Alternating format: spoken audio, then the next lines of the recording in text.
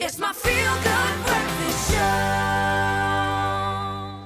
Welcome back. You're live with the midday session of Expresso. Today we are celebrating the fatherhood, the role of the father and how that role has changed. The arrival of lockdown in response to the global COVID-19 pandemic saw, I think, many South Africans set up home offices, and even with restrictions having largely lifted, I think many people are still working from home. Will we ever go back to being completely work-based? Probably not. And in some cases, one or both parents continue to work remotely, and taking care of the children while keeping a level of sanity is a daily task. And earlier we spoke about how COVID has put fathers in a position they haven't experienced before, at least many of them.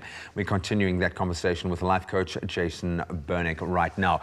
I mentioned your coaching circle. So what do you endeavor to do with the coaching circle, and what sort of things have come up from the dads that you're dealing with? It's been so interesting. You know, I wanted to do this for a long time, and just the name To Be a Dad hit me. I was thinking about all these different names that I could call it, and I called it that because there's so much about who you need to be as a father, as there's so much that you need to be as a spouse, as a partner, as an employee, a business owner. But it's a group of 12 people that get together virtually every 2 weeks, so from around the country. And it's about supporting men that want to be better dads. So there's a coaching angle to it. It's completely a coaching approach. I'm not there as a facilitator to teach. I'm there to help dads be the dads that they want to be. So, you know, it's funny when you put a group of 12 men together in any circumstance, they will be challenged as they will challenge.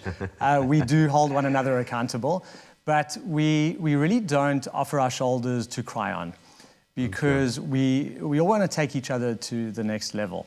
And I think the desire to be a better dad is very much an internal thing. It's not about looking at what other people are doing. Proving a point, yeah. It's not proving a point at all. It's really having a look at how you show up as a human being, as a father, in the relationship with your child, and wanting to improve for the benefit of your child.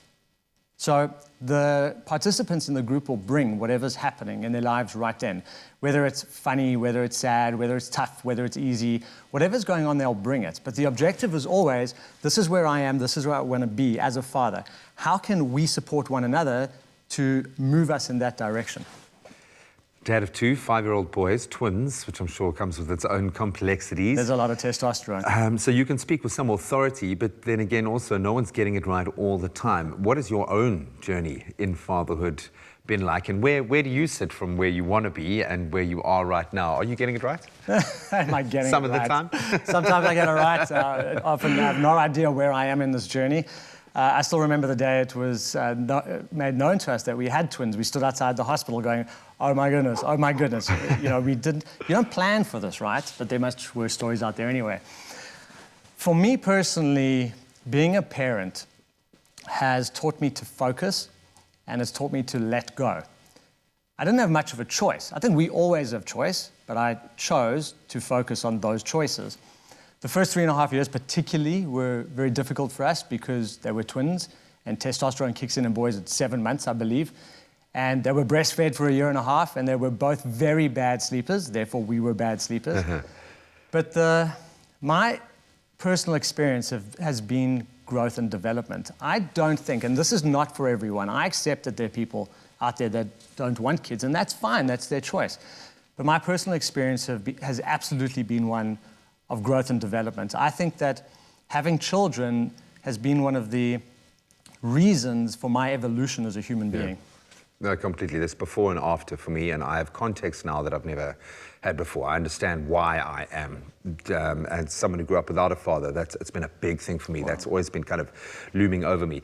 You mentioned something about escaping, but we need to go to gym. We need to, surely, as any human being, we need to be able to be free and be on our own sometimes. What advice do you have for dads that are feeling like they need to unplug but don't want to disconnect from their family? Listen, you need to take care of yourself, and as a father, but as a human being in any relationship with any people, even in business.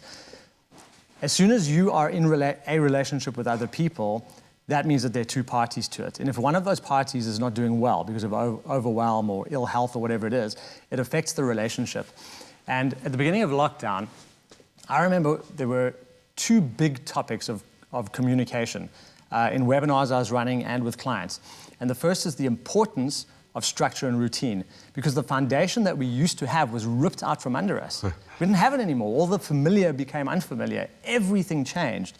So in order to create that foundation again, we had to create new structure and routine.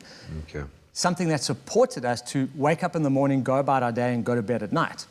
The other thing is that to survive as a human being, we need the basics. We need food, we need water, we need sleep, and we need exercise.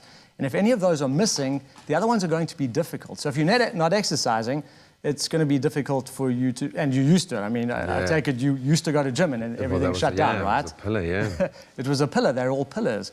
But if you're not getting enough sleep, you're probably not going to exercise at your house, which is what you had to do for the first few levels of lockdown.